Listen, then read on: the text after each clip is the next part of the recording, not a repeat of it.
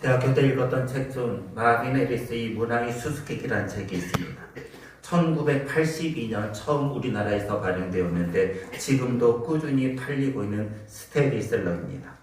마빈 애리스는 미국의 대표적인 인류학자인데 문화의 수수께끼에서 복음서에는 모순이 있다고 주장하며 모순성을 분명히 드러내는 성경 구절을 비교합니다. 그 중 하나가 누가복음 6장 27절과 요한복음 2장 15절입니다. 누가복음 6장 27절의 말씀은 이렇습니다. 내가 이르노니 너희 원수를 사랑하며 너희를 미워하는 자를 선대하며. 반면에 요한복음 2장 15절의 말씀은 다음과 같습니다. 노끈으로 채찍을 만드사 양이나 소를 다 성전에서 내쫓으시고 돈 바꾸는 사람들이 돈을 쏟으시며 상을 엎으시고. 마빈 애리스는 원수를 사랑하고 미워하는 자를 선대하라는 예수님이 성전에서 노끈으로 채찍질하며 양과 소를 내쫓으시고 돈 바꾸는 사람의 돈을 쏟으며 상을 엎으시는 폭력을 행사하는 것은 모순이라고 주장합니다. 학자의 주장치고는 대단히 아쉽습니다. 요한복음 2장의 내용은 성전의 거룩성이 파괴되는 것에 대한 예수님의 분노, 보통 의분이라고 말하죠. 거룩한 분노입니다. 성전에서 제사 드릴 때 양이나 소를 제물로 바쳤습니다. 제물은 흠이 없고 온전해야 했습니다. 흠이 없고 온전한 것을 누가 판단하는가? 그것은 제사장의 몫이었습니다. 제사장은 성전에서 제물을 파는 장사치와 결탁하여 집에서 가져온 제물을 퇴짜 놓고 장사치에 의해 비싸게 파는 제물만 온전하다고 인정합니다. 이로 인해 일반 백성은 울며 겨자 먹기 식으로 비싼 가격에 장사치로부터 제물을 사서 바칠 수밖에 없었습니다. 예수님은 이것을 보고 분노하십니다. 노끈으로 채찍을 만들며 그들을 치시고 그들을 장사하는 모든 것을 둘러 엎으십니다. 성경 전체의 역사적 배경이나 문맥을 고려하지 않고 단순히 문자적으로 비교해서 모순을 말하는 것은 분명한 잘못입니다. 본문으로 들어갑니다. 14절을 함께 읽으십니다. 모든 사람과 더불어 화평함과 거룩함을 따르라. 이것이 없이는 아무도 주를 보지 못하리라. 14절을 피상적으로 읽으면요, 모순되는 두 개의 단어를 발견합니다. 모순되어 보이는 두 단어는 무엇일까요? 화평함과 거룩함입니다. 화평하기 위해서는 사람들과 어울려야 합니다. 맞죠? 그럼 여러분, 거룩을 위해서는 어떻게 합니까? 거룩의 뜻은 따로 떼어 놓아 구별하다입니다. 화평을 위해서는 함께 어울리며 더불어 살아가야 하고, 거룩을 위해서는 따로 떨어져 구별된 삶을 살아야 합니다. 분명 문자적으로 그리고 피상적으로 보면은 화평함과 거룩함은 모순되어 보입니다. 그런데 14절은 이 모순되어 보이는 화평, 거룩을 따르라고 말씀하십니다. 정말 화평과 거룩은 모순되는 것일까요? 이 둘이 모순된다면 하나님은 우리에게 모순을 강요하고 있는 것은 아닐까요? 조금 더 14절의 말씀을 보아야 할 것 같습니다. 14절은 우리에게 모든 사람과 더불어 화평하라고 말씀하십니다. 화평을 히브리어로 샬롬이라고 부릅니다. 샬롬, 화평은 소극적인 것이 아닌 적극적인 것입니다. 샬롬이 무슨 뜻일까요? 사람의 최고의 선, 사람이 누릴 수 있는 최고의 행복, 인생의 최고점이 샬롬입니다. 그래서 제가 샬롬을 정의할 때 여러분들에게 자주 하는 말이 있어요. 뭐죠? 샬롬은 가장 좋은 것이다. 샬롬은 하나님이 주시는 가장 좋은 것입니다. 그러면 가장 좋은 것은 나에게만 가장 좋은 것일까요? 생각해 보시기 바랍니다. 똑같은 것인데 나에게는 가장 좋은 것일 수 있어요. 반면에 이 똑같은 것이 다른 사람에게는 가장 좋은 것이 아닐 수 있습니다. 예를 들면요, 실제 있었던 사건, 시장에서 불이 났습니다. 멀리서 시장에서 불이 나서 옆에 있는 가게로 점점 옮겨 붙습니다. 그런데 여기 한 분의 가게, 그분은 크리스찬이에요. 불이 점점 옮겨 붙으니 이 크리스찬이 하나님께 기도합니다. 하나님 제발 제 가게를 지켜주세요. 그런데 기묘하게도 불이 점점 옮겨 붙다가 이 크리스찬의 상점 바로 옆까지 모두 태우고 불이 꺼졌습니다. 나에게 가장 좋은 일이 벌어졌습니다. 지금 내 가게는 무사합니다. 나에게 가장 좋은 일이 벌어졌기에 나는 샬롬, 하나님이 주시는 화평을 누립니다. 그러면 바로 내 옆에 있는 가게의 주인은 샬롬을 누리고 있습니까? 다 타버렸어요. 그렇지 못합니다. 그분의 가게는 잿더미가 되어버렸습니다. 이런 것을 성경은 샬롬, 화평이라고 말하지 않습니다. 히브리어로 샬롬, 화평인데 헬라어로는 에이레네라고 읽습니다. 샬롬이건 에이레네건 이 안에는 중요한 의미가 들어있어요. 그것은 전쟁의 중지입니다. 전쟁이 뭐죠? 적대국끼리 목숨 걸고 싸우는 것이 전쟁입니다. 전쟁의 중지는 나에게 가장 좋은 일입니다. 언제든지. 죽음이 닥칠 수 있지만 전쟁의 중지, 종전으로 인해 나에게는 가장 좋은 일이 벌어졌습니다. 목숨을 보존합니다. 재산도 보존되지요. 가족, 친척, 친구 등 모두가 안전합니다. 그러니 나에게 종전은 가장 좋은 일입니다. 나뿐 아닙니다. 우리나라의 모든 국민에게도 종전은 좋은 일입니다. 동시에 누구에게도 가장 좋은 일이죠. 우리와 싸우는 적대국이. 우리와 싸우는 적대국도 가장 좋은 일을 경험합니다. 여러분, 샬롬, 화평의 진정한 의미가 무엇인지 이제 이해가 되시죠? 화평은 사람과 사람 사이에 바른 관계를 뜻하기도 합니다. 나에게 가장 좋은 일일 뿐 아니라 다른 사람에게도 가장 좋은 일이 화평입니다. 문제는 사람들과 화평하게, 평화롭게 사는 것이 쉬운가에 있습니다. 여러분들에게 질문 하나 할까요? 다른 사람들과 평화롭게 사는 것이 쉽습니까? 여러분, 다른 사람들과 평화롭게 사는 일이 쉽습니까? 어렵습니다. 자기계발서로 대략 10여 년 전에 베스트셀러였던 책이 있습니다. 미움을 받을 용기라는 책입니다. 이 책이 말하는 요지는 다른 사람의 미움을 받을 용기를 가지라입니다. 이렇게 말하는 이유가 있습니다. 만약 여기 10명이 있다면 이 10명 중 1명이 나를 좋아합니다. 이 10명 중 7명은 나에게 무관심합니다. 내가 무엇을 하든지 나에게 관심조차 없습니다. 몇 명이 남았죠? 몇 명이 남았죠? 2명이 남았죠. 이 10명 중 나머지 2명은 내가 어떤 노력을 그들에게 기울이던 간에 이유 없이 까닭 없이 나를 미워합니다. 그래서 처음부터 모든 사람들에게 사랑받을 만한 생각을 하지 마라. 반대로 다른 사람으로부터 미움을 받을 용기를 가지라는 것이 이 책의 주장입니다. 어디를 가든 나를 미워하는 사람은 있습니다. 이유 없이 미워합니다. 그래서 대부분의 사람은 모든 사람과 친하게, 다시 말하면 모든 사람들과 평화롭게 지내는 데는 한계가 있다고 생각합니다. 나는 이 부류의 사람들과 친합니다. 반면에 저 부류의 사람들은 어차피 내가 저들에게 모든 노력을 해도 저들은 나를 이유 없이 싫어할 것이니 나는 그들과 친하지 않다라는 결론을 내립니다. 미리 규정하는 거예요. 이것이 세상에 사람들이 살아가는 법칙입니다. 동시에 우리의 모습처럼 보입니다. 하지만 성경은 이런 주장에 동의하지 않습니다. 여러분 14절을 보세요. 다시 14절을 보면은 모든 사람과 더불어 화평함을 따르라 라는 말씀이 있어요. 여기서 중요한 말씀이 무엇일까요? 화평함도 아주 중요해요. 하지만 모든 사람과입니다. 모든 사람과 더불어 화평을 누려야 합니다. 제일 나쁜 이단이 무엇일까요?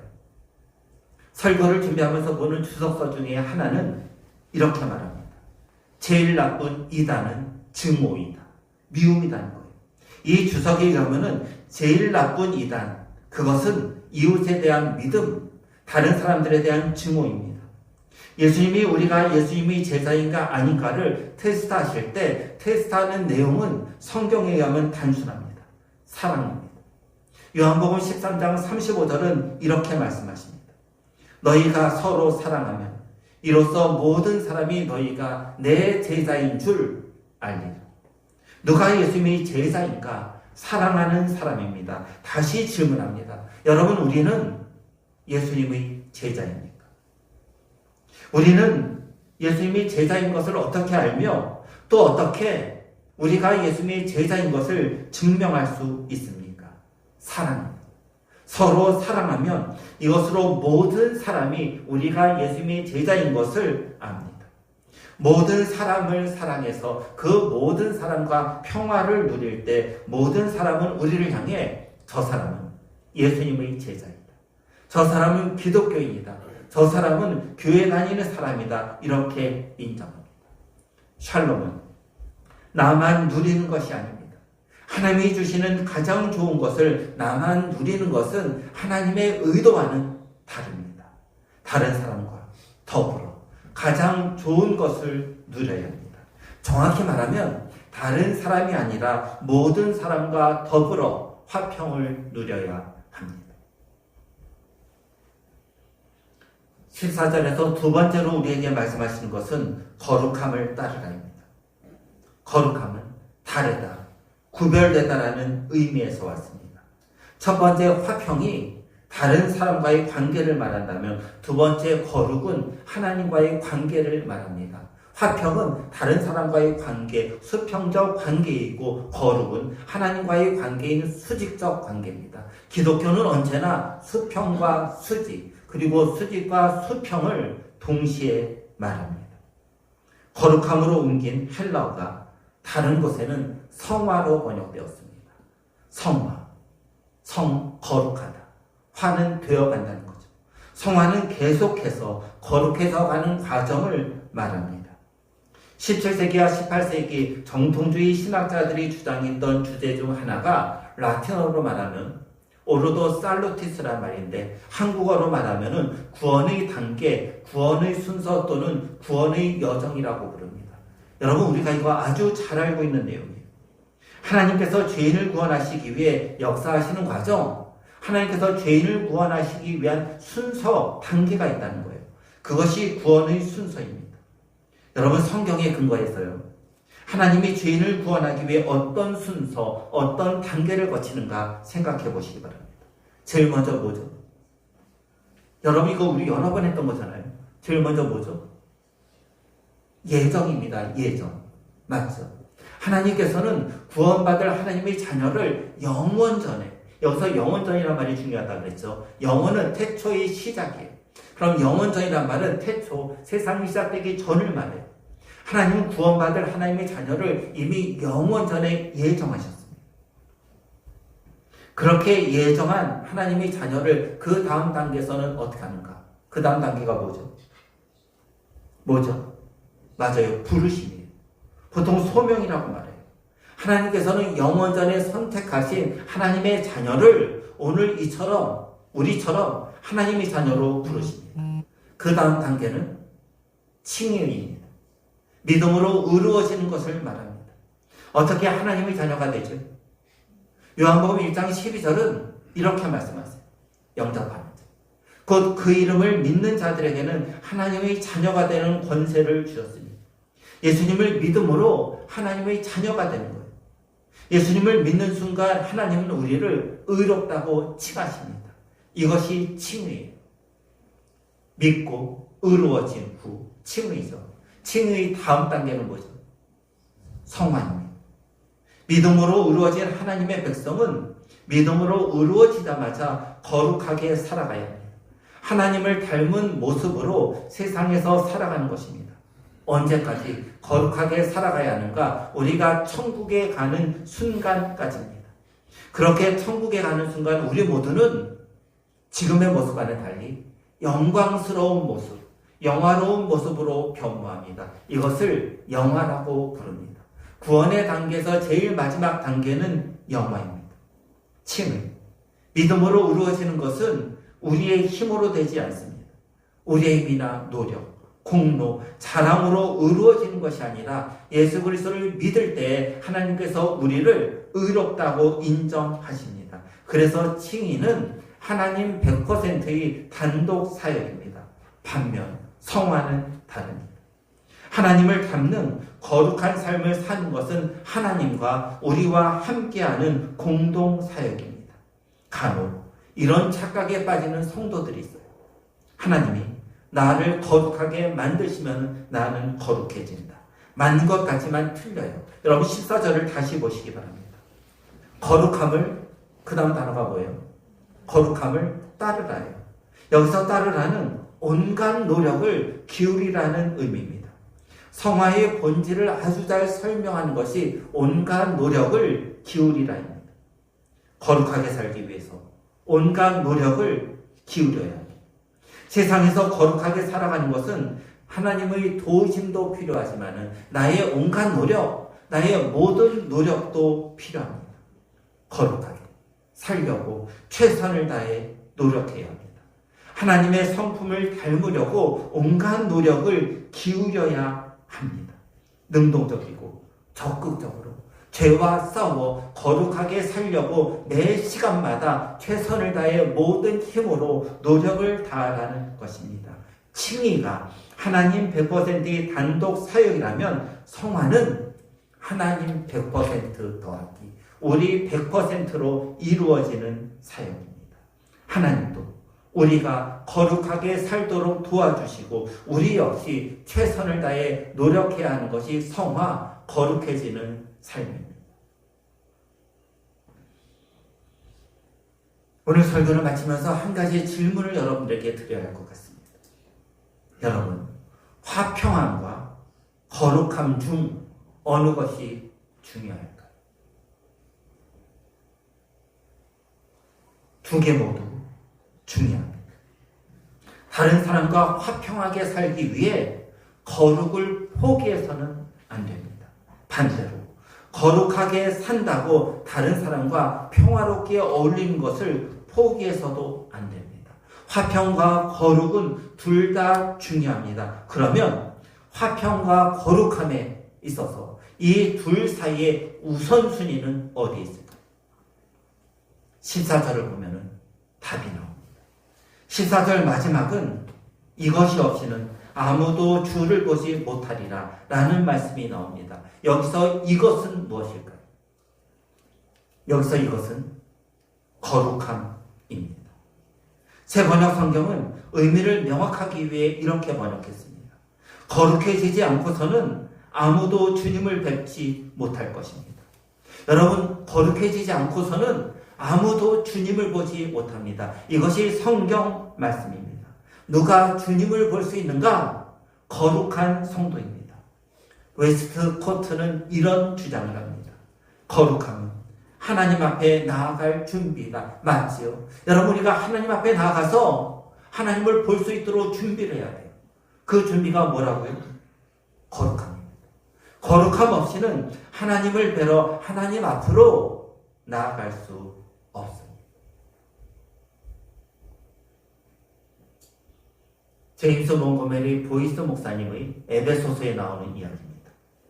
중국 남부 구릉지대에 쌀 농사를 짓는 믿음의 형제가 있었습니다.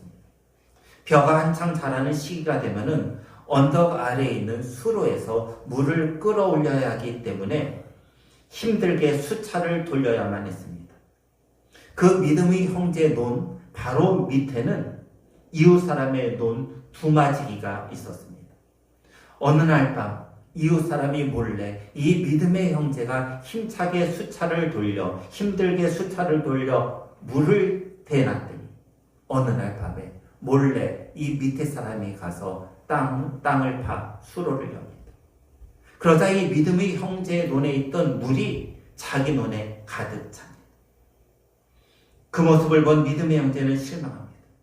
그래도 그 믿음의 형제는 다시 힘들게 수차를 돌려 자기 논에 물을 채웁니다. 그러면 여지없이 이웃 사람은 몰래 자신의 논에 구멍을 내어 물을 도둑하는 일을 반복하곤 했습니다. 이런 일이 계속해서 서너 차례 더 반복됩니다. 여러분, 우리라면 어떻게 할까요? 힘들게 수차를 돌려 물을 채워놨더니 밑에 논에 있는 사람이 내 논에 구멍을 내요. 물은 자연적으로 내 논에서 빠져나가 이웃집 논에 가득 찹니다. 이 형제는 다른 믿음의 형제들에게 이 문제를 의논하며 의견을 구합니다. 어떻게 하면 좋을까? 그 이웃과 한번 맞붙어 보는 것이 옳은 일이 아닐까? 동료 기독교인들은 이 문제를 놓고 함께 기도드립니다. 이어서 그 중에 한 사람이 대답합니다. 우리는 옳은 일을 하면서 살려고 애쓰기에 가난한 성도가 되었습니다. 우리는 옳은 일보다 더 큰 일을 해야 되지 않을까요? 믿음의 형제는 이 조언을 따르기로 결정합니다.